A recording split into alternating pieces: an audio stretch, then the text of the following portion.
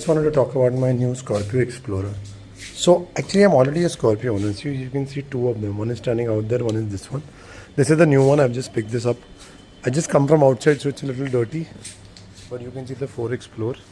I also used to have an Endeavour before, which I think you must have seen in some of my videos. And I have now picked this car up for touring, right? Because this is the 4x4.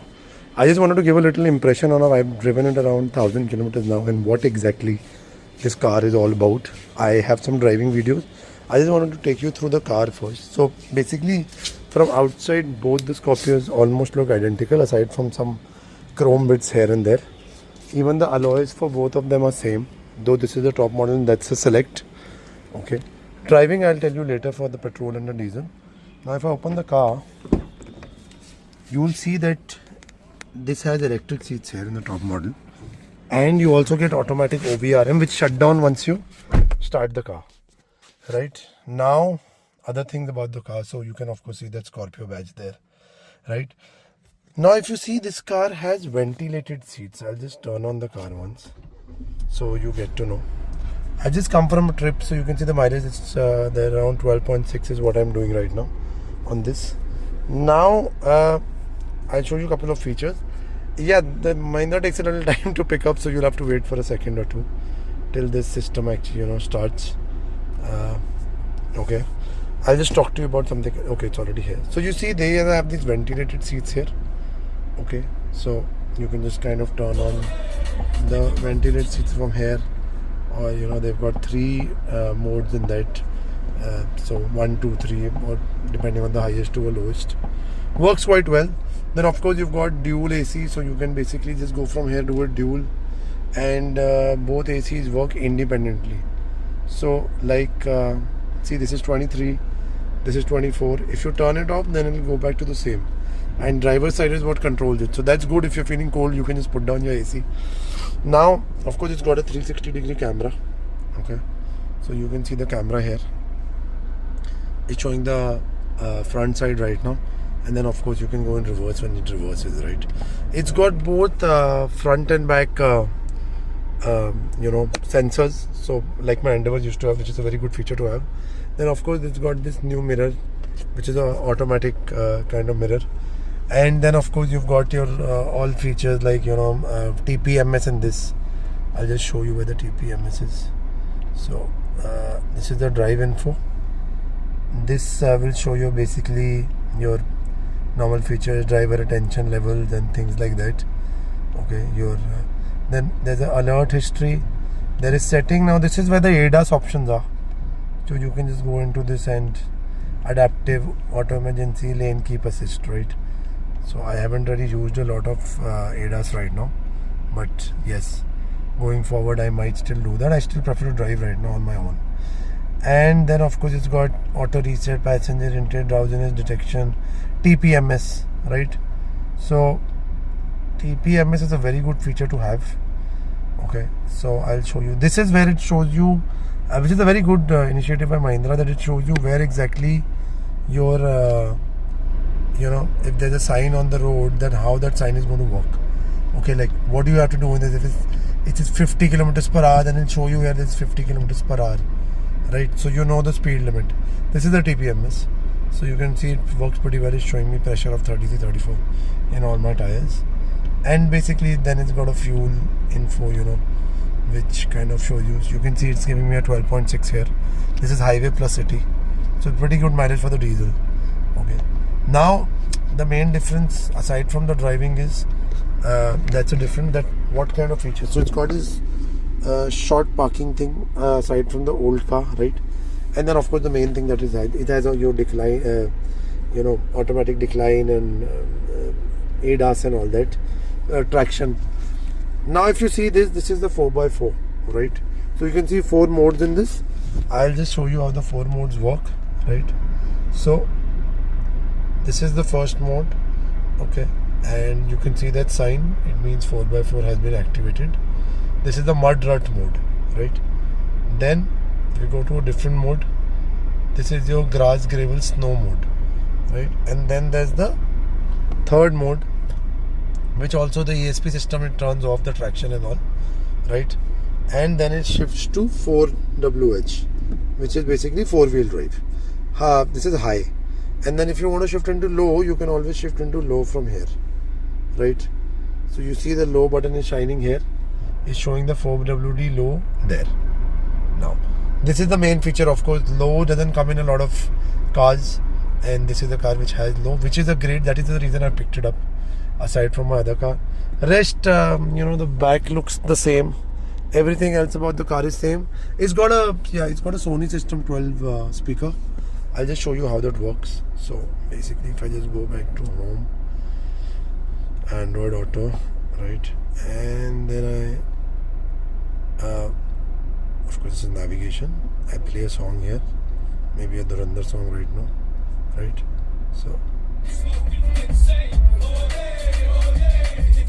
So basically this is something playing from Fast and the Furious.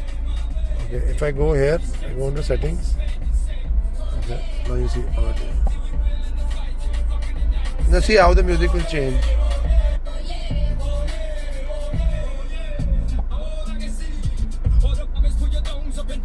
So, and then you can change the shift. So it'll only go in the back, not in the front, right? So keep it back in the middle there. So basically things like that. Then the equalizer, digital sound, SVHD, and all these things are there in the same, right? So I'll just shut this down now. So these are a couple of extra features that you get with the top model, and then of course the whole 4x4 system. Now I'll tell you the main problem with the car, which I'm planning to fix, right? So you can see I put these big tires here, right? So just go from the back. See, I put these Maxxis 700. So they've raised the car by some 30 mm or something. Now the problem compared to my Endeavour is that if you see the bonnet in front, the Endeavour would end up somewhere around here. And this is a problem because this is an incline-decline problem, right? If you are inclining somewhere and the road is steep, there is a chance you might hit your bumper. And I actually did hit the bumper in the back when I was reversing or somewhere, and this has got bent. Right, so you can see a slight bend at this side. So this is something I'm trying to fix with the suspension work, right? Rest it's got that Idronex system where you can connect it to an app and open your cars and all. So this is basically the main thing, and I'll talk about the driving. I'm putting that in the video. So hi guys, as you can see now I am driving the car. Okay, showing me a mileage of 12.7. So this is pretty much the mileage between highway and city both, right? The mileage in the city is mostly around 9.7, okay, which is great because I also have the petrol version of the same, so I will do a comparison between the petrol and this later because I right now just have one car. Okay, now there are a lot of extra features in the car that I discussed before, right? And then of course we have ADAS in this, which I don't want to use right now because of the water and all, but it works decently well. I don't know if it's at par with the Hi-Cross or something because I just bought the car, so I haven't tested it that much, but the response till now has been good, right? The car is very comfortable. If I talk about changes from the two-wheel drive, the main changes that one would have is that the car kind of slots in bumps much better because of the longer travel. So it has a longer travel while traveling. I mean when you go to a bump, so basically you don't feel the bump as much as you feel in a two-wheel drive. This also has a Pentalock suspension, which the other one doesn't have, and that is the reason. So even if you go through those trips which you see in Gurgaon, where you just kind of just brush through and you don't feel a little bit of bump, that you don't feel in this. It drives a lot like my Endeavour in that sense, aside from the Endeavour being a heavy car. But otherwise, the brakes are fantastic, much better than you will get on the two-wheel drive. I don't know how Mahindra has pulled it off. It's like a power brake. Even for a heavy car as this, you can just drive this through the bumps and just brake, and the car will come to a stop. So that is one of the good features compared to the two-wheel drive. So yes, the suspension is different between the petrol and this. Of course, the engine is different. I've also done a 0 to 100 today, which I'll put in the end of this video. And let me know how do you like this the review. Thank you so much. See this imperfection on the road. See, they rattle your car around a lot. Now, this happens in the two-wheel drive. In the 4x4, you will not feel anything. Again, because of the Pentalock suspension.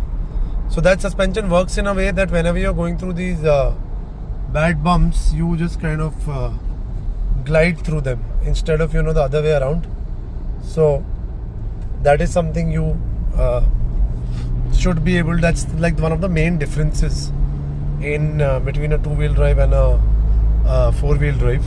This is also heavier by 200-300 kgs, so puts more stability on the car.